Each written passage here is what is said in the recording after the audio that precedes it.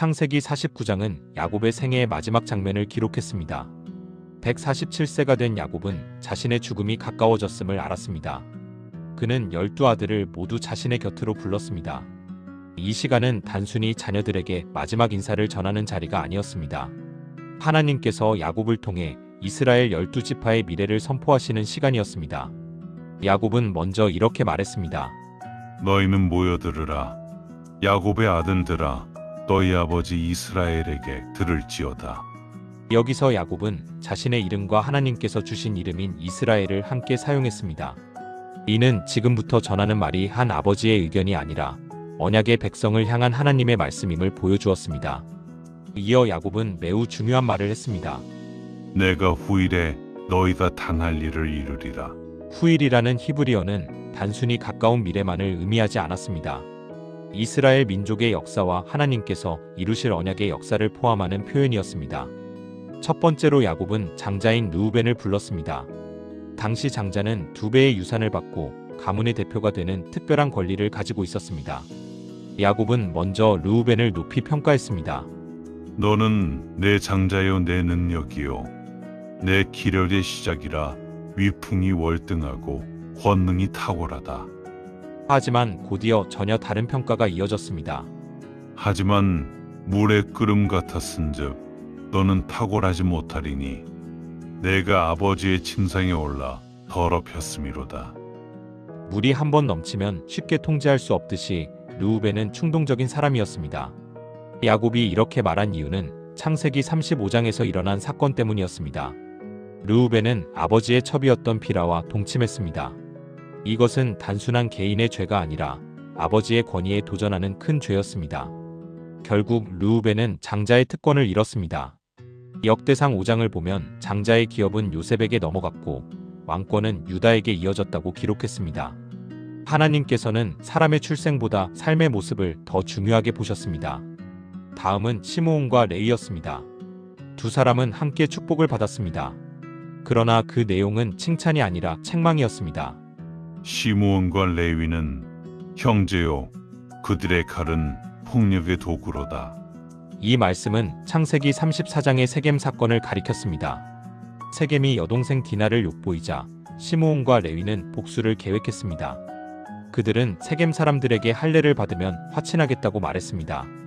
그러나 할례를 받은 사람들이 회복하지 못하는 틈을 이용해 성 안의 남자들을 모두 죽였습니다. 분노는 이해할 수 있었지만 그 방법은 하나님의 뜻이 아니었습니다. 그래서 야곱은 그들의 노여움을 저주했습니다. 또한 그들이 이스라엘 가운데 흩어질 것이라고 예언했습니다. 이 예언은 역사 속에서 그대로 이루어졌습니다. 시므온 지파는 점차 세력이 약해져 유다 지파 안으로 흡수되었습니다. 레위 지파 역시 독립된 영토를 받지 못하고 전국에 흩어졌습니다. 하지만 하나님께서는 레위 지파를 버리지 않으셨습니다. 출애굽 이후 금송아지 사건에서 레위 사람들은 하나님 편에 섰습니다. 하나님께서는 그들을 제사장으로 세우셨습니다. 같은 흩어짐이었지만 하나님께서는 심판을 사명으로 바꾸셨습니다. 이제 야곱은 네 번째 아들 유다를 불렀습니다. 창세기 49장의 중심이 되는 예언이 시작되었습니다. 유다야, 너는 내 형제의 찬성이 될지라. 내 손이 네 원수의 목을 잡을 것이요 네 아버지의 아들들이 네 앞에 절하리로다. 유다라는 이름은 찬송이라는 뜻을 가지고 있습니다. 야곱은 이름의 의미를 사용하여 유다가 형제들의 존경을 받게 될 것이라고 예언했습니다. 이어 내 손이 원수의 목을 잡을 것이며 형제들이 내 앞에 절할 것이라고 했습니다. 이 말씀은 훗날 다윗 왕이 이방 민족을 물리치고 이스라엘의 왕이 되는 모습에서 이루어졌습니다. 야곱은 계속해서 유다를 사자 새끼에 비유했습니다. 고대 근동에서 사자는 왕권과 권세를 상징했습니다. 유다 지파는 훗날 왕의 지파가 되었습니다. 사무엘상에서는 다윗이 유다 지파에서 왕으로 세워졌습니다. 그리고 신약에서는 예수 그리스도께서 다윗의 자손으로 오셨습니다. 요한계시록은 예수님을 유다 지파의 사자라고 기록했습니다. 이어지는 말씀은 창세기 전체에서 가장 중요한 메시아 예언 가운데 하나입니다. 규가 유다를 떠나지 아니하며 통치자의 지팡이가 그 발 사이에서 떠나지 아니하기를 실로가 오시기까지 이르리니 백성이 그에게 복종하리로다. 규는 왕이 손에 들던 호를 의미했습니다. 통치자의 지팡이는 왕권을 상징했습니다. 실로라는 표현은 오래전부터 메시아를 가리키는 말씀으로 이해되었습니다. 참된 왕이신 예수 그리스도께서 오실 때까지 유다 지파를 통해 왕의 계보가 이어질 것이라는 예언이었습니다. 야곱은 계속해서 유다의 풍성함을 말했습니다. 포도나무에 나귀를 메고 포도주에 옷을 빨 것이라고 했습니다. 포도주는 풍요와 기쁨의 상징이었습니다. 옷을 포도주에 빨 정도라는 표현은 메시아의 시대에 임할 넘치는 풍성함을 비유한 말이었습니다. 어어서 야곱은 스불론에 대해 예언했습니다. 스불론은 해변에 거주하리니 그곳은 배 매는 해변이라 그의 경계가 시돈까지리로다. 스불론은 실제로 지중해와 갈릴리 바다 사이에 기업을 받았습니다. 비록 지중해와 직접 맞닿아 있지는 않았지만 국제 무역로인 비아마리스를 통해 상업과 교역의 중심지 역할을 했습니다. 야곱은 스불론이 바다를 통해 많은 유익을 얻게 될 것을 미리 예언했던 것입니다. 이어서 야곱은 이사가를 양의 우리 사이에 꿇어앉은 힘센 나귀에 비유했습니다. 힘센 나귀는 강한 노동력을 가진 동물이었습니다. 야곱은 이사갈이 좋은 안식처와 기름진 땅을 보고 그것을 좋게 여겼다고 했습니다. 이사갈 지파는 비옥한 이스라엘 평야를 기업으로 받았습니다. 풍성한 땅은 큰 축복이었지만 동시에 주변 강대국의 지배를 자주 받는 결과도 가져왔습니다. 축복도 하나님의 뜻 안에서 사용하지 않으면 오히려 짐이 될 수 있음을 보여주었습니다. 이후 단에 대해 이어갔습니다. 단은 이스라엘의 한 지파같이 그의 백성을 심판하리로다. 단이라는 이름은 심판하다라는 뜻을 가지고 있습니다. 단 지파는 이스라엘 가운데 지도자의 역할을 감당하게 될 것을 예언했습니다. 이어 야곱은 단을 길의 뱀과 첩경의 독사에 비유했습니다. 작은 존재가 지혜로운 전략으로 강한 상대를 무너뜨리는 모습을 나타냈습니다. 이 예언은 훗날 단 지파 출신 사사 삼손을 통해 부분적으로 이루어졌습니다. 삼손은 많은 군대를 이끌지 않았지만 하나님께서 주신 능력으로 블레셋을 크게 무너뜨렸습니다.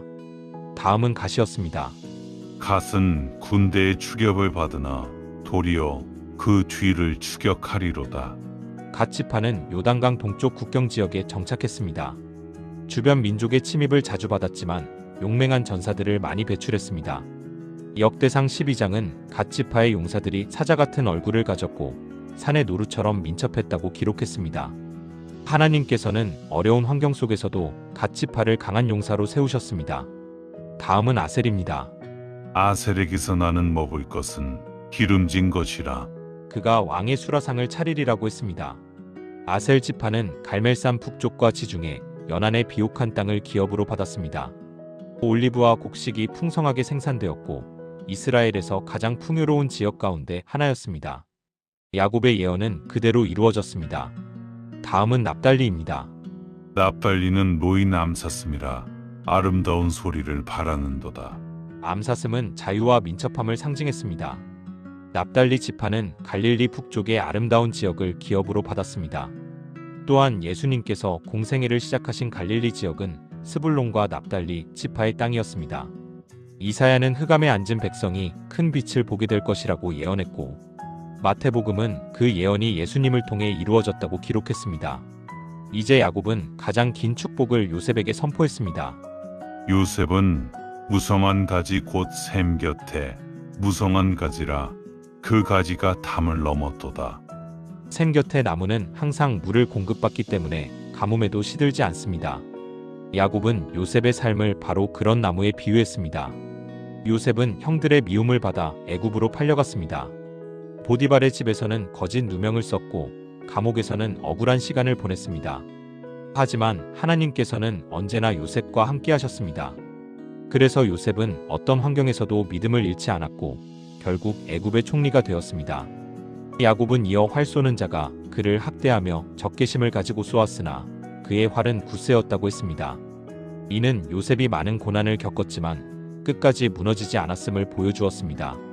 그 이유는 그의 능력이 뛰어나서가 아니었습니다.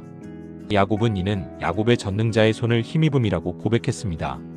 또 하나님을 이스라엘의 목자요 반석이라고 불렀습니다. 목자는 보호하시고 인도하시는 하나님을 의미했습니다. 반석은 흔들리지 않는 피난처를 의미했습니다. 이어 야곱은 하늘의 복과 깊은 샘의 복 그리고 태의 복까지 요셉에게 임할 것이라고 축복했습니다. 실제로 요셉의 두 아들 에브라임과 므낫세는 각각 한 지파로 인정받았습니다. 그 결과 요셉은 두 몫의 기업을 받는 특별한 축복을 누렸습니다. 마지막은 베냐민입니다.